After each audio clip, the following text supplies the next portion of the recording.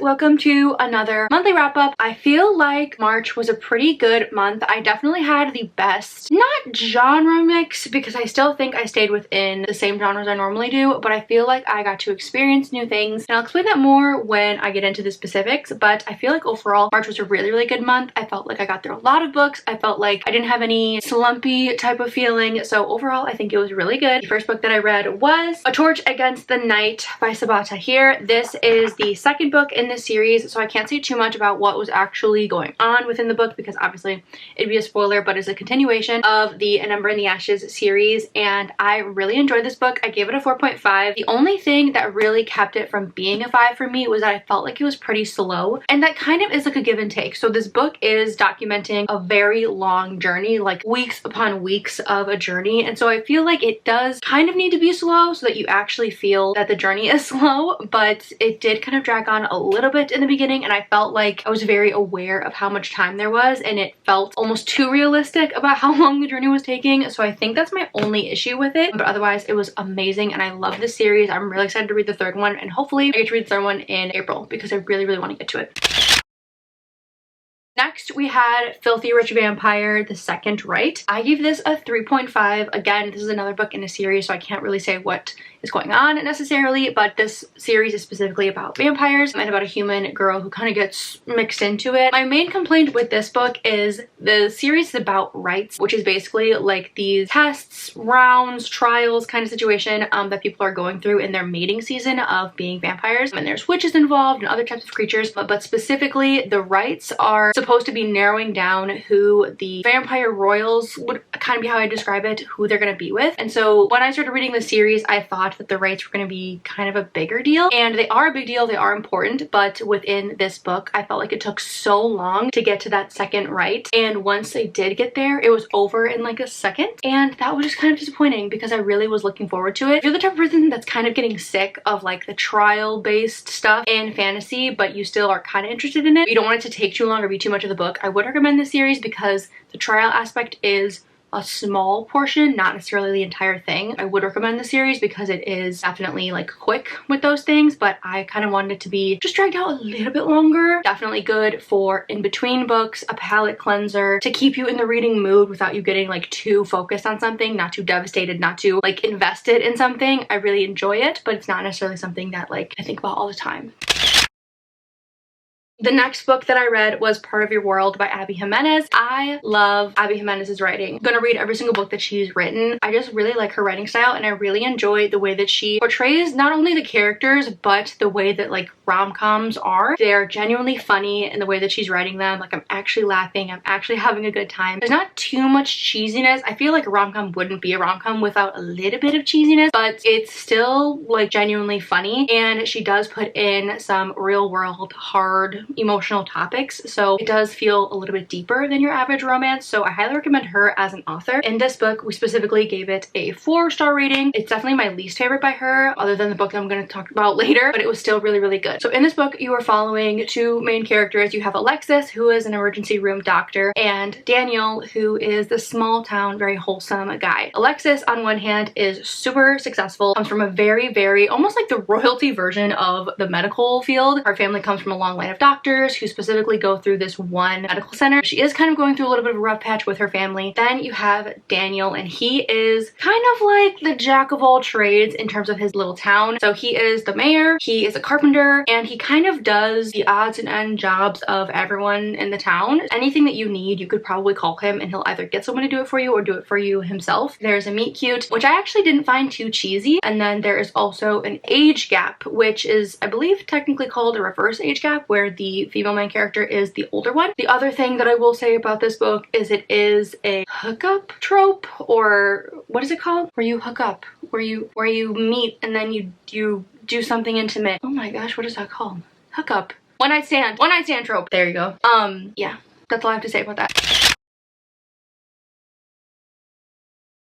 Next we have Emily Wilde's Encyclopedia of Fairies. This is by Heather Fawcett is how I would assume you would say it. I really enjoyed this book. I ended up giving it, what did I give it? I ended up giving it a 4. This book is specifically talking about Emily Wilde. She is a professor at Cambridge University and she specifies in fairies, all things fairies, the different types of species, their language, their customs, their culture, everything about them. And she is actually writing an encyclopedia about them. She needs to get one more specific type of fairy in her encyclopedia, and so she goes to the super far away land. It's really cold, really icy, and a lot of people have no idea the kind of fairies that live there. She has a hunch about it, so she goes there and she actually ends up bumping into her academic slash workplace rival, Wendell, and they kind of have a little back and forth situation going with a little bit of a romance. And the big thing that I will say about this book is it is slow, and you have to go into it knowing that it is slow. I went into it knowing it was going to be a cozy romance, knowing that I was going to take my time. I annotated it. I've made a video since reading this about annotating specifically, which kind of was prompted by this book, and I just really had a good time.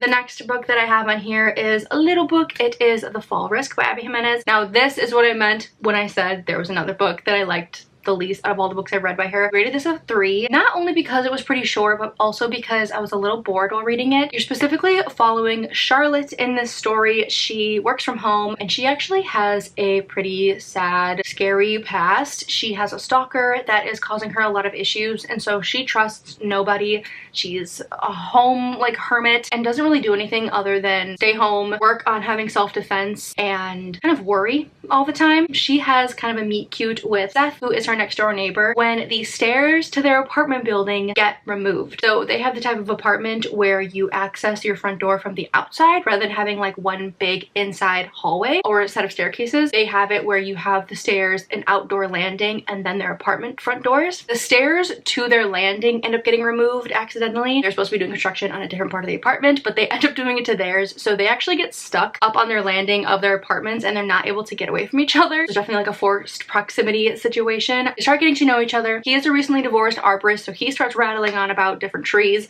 and she is super guarded and has a lot of issues in terms of trusting people, rightfully so, and they just kind of get to know each other and go from there. And it's also funny that it is Valentine's Day when this is happening, so kind of makes sense that they would fall for each other. The next book that we have on here is Rock, Paper, Scissors by Alice Feeney, and this was actually the first book that we've ever read by her and the first mystery thriller in kind of a while. If you've watched her channel before, you know that I am not the best at reading mystery thrillers. I always ruin it for myself. We gave this a 3.5, not because it was bad, but because, again, I ruin it for myself. In this book, you're specifically following Adam, who is a screenwriter slash workaholic. You're following his wife, Amelia. She works at a pet, not daycare, but like a pet adoption center is what I would describe it. They are actually having a really hard time with their marriage. They're kind of at a standstill and have had a sequence of pretty hard years for them, and they get this trip, this chance to go away, them and their dog, and kind of reconnect. So you're seeing that. The twist of it all is that Amelia has been writing these letters for her husband for many years and never lets him read them. So there's that kind of thing going on. And the other thing is that Adam actually has face blindness, so he doesn't even know what his wife looks like. I don't know, just not my favorite, but I did really like this author's writing style. I definitely want to try another one of her books. I think this one just specifically wasn't the most interesting to me, but her writing style was definitely interesting, and I think that's another part with mystery thriller authors that I have a hard time with, where it's either gets cringy or it's not super interesting writing, and I genuinely did like the way that this author wrote her book, so I'm gonna try another one of hers, I think.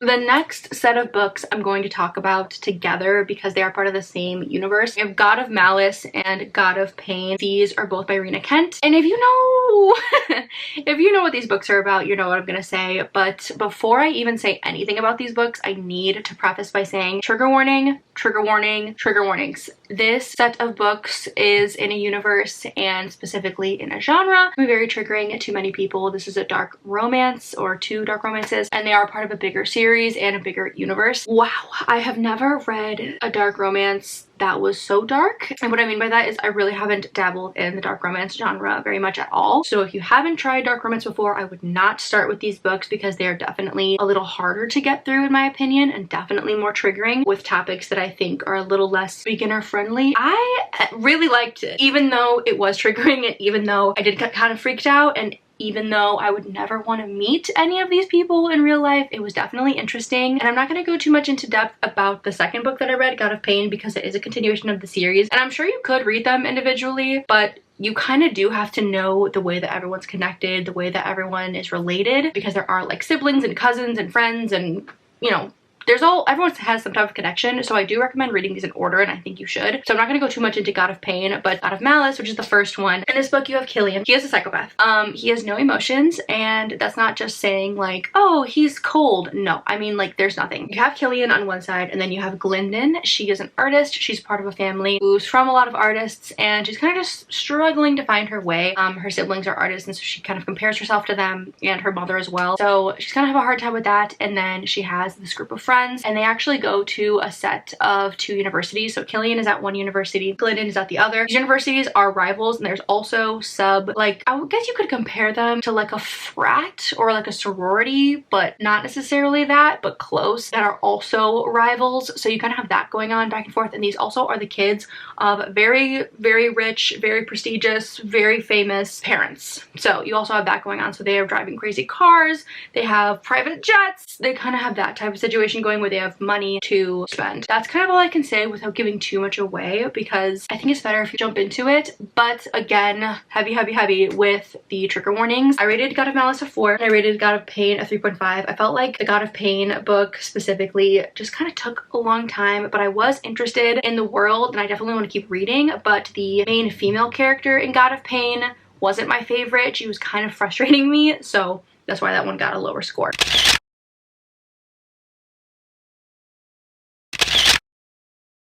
The last book that I read this month was City of Bones. I wish I would have read this sooner. If you don't know what this is Cassandra Clare's The Mortal Instruments. This is very, very, very popular. I would be surprised if you don't know what this is about, because I feel like I'm the last person to not read this.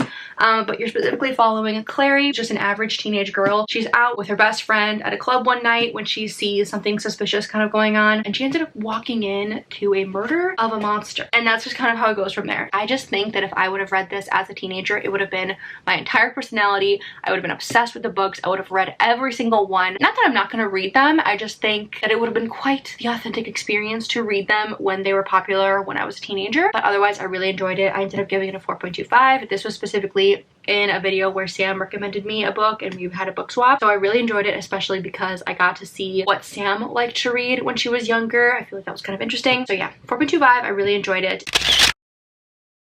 And that is the end. Overall, it was pretty good. I really am glad that I'm trying the dark romance genre, and I just feel like it's opening up a new thing.